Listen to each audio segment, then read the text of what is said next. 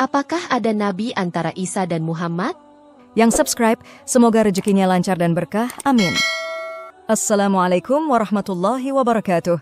Sejak kecil kita ditanamkan untuk menghafal nama-nama nabi dan rasul yang berjumlah 25.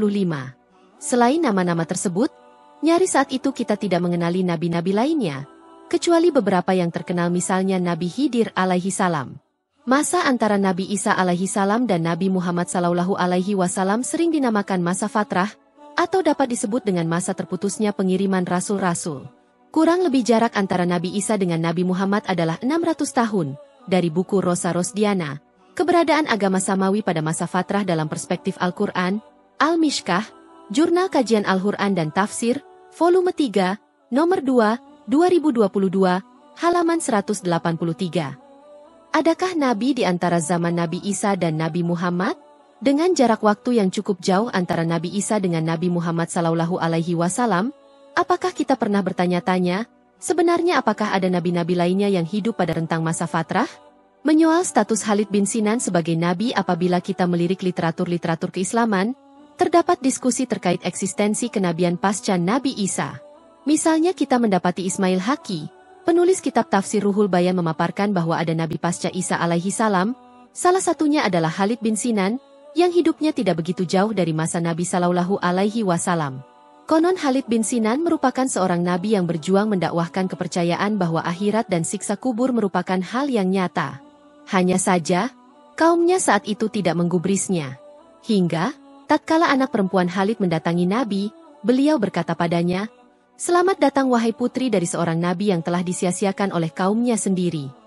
Ismail Haqi, Ruhul Bayan, Beirut, Darul Fikr, Jilid 2, halaman 375.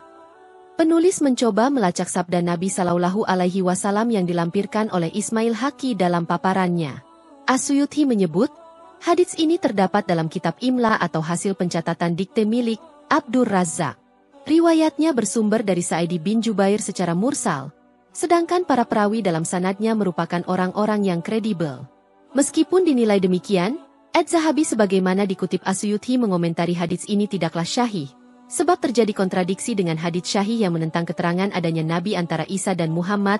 As-Suyuti, Jami'ul Ahadits, Kairo, Al-Azhar Syarif, 2005, Jilid 8, halaman 271. Begitupun dengan Ibnu Katsir dalam tafsirnya yang membantah adanya nabi yang diutus setelah Isa, yaitu Khalid bin Sinan. Bantahan ini disertai keterangan bahwa pada masa setelah Isa, manusia kehilangan arah dan paganisme semakin meningkat, sehingga diutusnya Nabi Muhammad sallallahu alaihi wasallam menjadi anugerah yang begitu besar bagi manusia. Ibnu Katsir, Tafsir Al-Quranil, Azhim, Beirut, Darul Fikr, Jilid 2, halaman 46. Bantahan Ibnu Katsir di atas merupakan suatu pendapat yang didasarkan pada hadits Nabi sallallahu alaihi wasallam yang diriwayatkan oleh Al-Bukhari, Muslim, Abu Dawud dan lain-lain. Diriwayatkan dari Abu Hurairah radhiyallahu anhu, ia berkata, Rasulullah sallallahu alaihi wasallam bersabda, "Aku orang yang paling dekat dengan Isa bin Maryam alaihi salam di dunia dan akhirat, dan para nabi adalah bersaudara, dari keturunan, satu ayah dengan ibu yang berbeda, sedangkan agama mereka satu." Hadits riwayat Al-Bukhari, Muslim, Abu Dawud, dan lain-lain. Dengan adanya hadits itu, dapat dipahami secara gamblang bahwa antara Nabi Isa dan Nabi Muhammad tidak ada nabi-nabi lainnya. Keterangan ini disebut oleh Ibnu Ruslan dalam Syarh Sunan Abi Dawud, bahwa tidak ada nabi, baik nabi saja, mendapat wahyu untuk diri sendiri, maupun nabi sekaligus rasul, wahyunya untuk disebar kepada umat. Ibnu Ruslan, Syarh Sunan Abi Dawud, Mesir, Darul Falah, 2016, Jilid 17, halaman 160. Kendati secara tekstual menandakan tidak adanya nabi di antara Nabi Isa dan Nabi Muhammad, Badruddin Al-Aini ketika menjelaskan hadits itu justru menyebutkan nama-nama nabi yang muncul di masa fatrah. Hal ini menandakan adanya perbedaan interpretasi di kalangan penafsir hadits. Adapun di antara nama-nama nabi yang disebut oleh Badruddin Al-Aini adalah Hansalah bin Syafwan, konon masih keturunan dari anak Ismail. Lalu Khalid bin Sinan Al-Asabi dan Syukaib bin Zimahzam, bukan Nabi Syukaib yang tergolong dari 25 nabi dan rasul. Kendati nama-nama ini terindikasi sebagai nabi, namun Ibnu Katsir mengonfirmasi bahwa mereka merupakan orang-orang yang soleh dan mengajak umatnya kepada kebaikan. Tidak ada nabi lagi yang diutus dalam rentang waktu antara Isa dan Muhammad, sebab adanya hadits Al-Bukhari dan Muslim. Lebih lanjut, Badruddin Al-Aini memandang adanya kemungkinan boleh jadi ada nabi-nabi di rentang waktu fatrah, hanya saja mereka nabi yang tidak diutus kepada kaumnya, atau bukan sebagai rasul.